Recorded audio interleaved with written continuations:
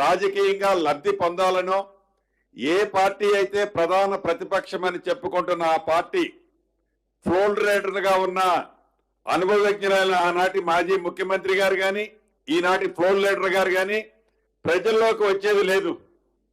ఇక వారికి సంబంధించిన మిగతా బ్యాచ్లు ఉన్నాయి, ఆనాటి మాజీ మంత్రులు ప్రజల్లోకి వచ్చేది లేదు.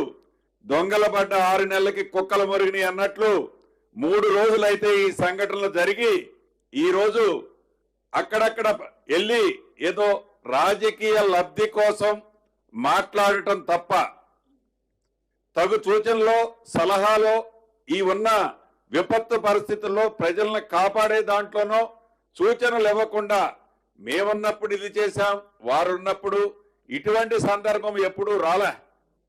నిజంగా మన పక్క రాష్ట్రం ఉంది ఆంధ్రప్రదేశ్. ఉమ్మడి ఖమ్మం జిల్లాకు ఆనుకొని ఉంటుంది కృష్ణా జిల్లా. ఇక్కడ వరదే అక్కడికి పోతుంది.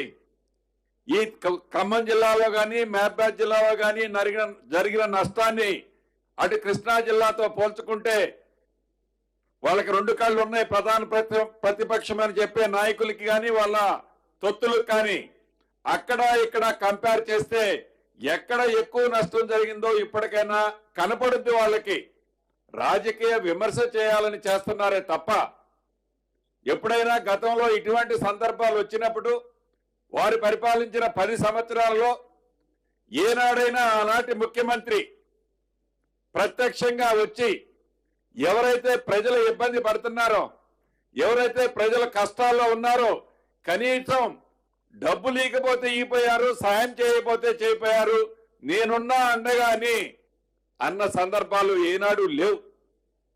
ఈనాడు కేవలం రాజకీయ లబ్ధి కోసం,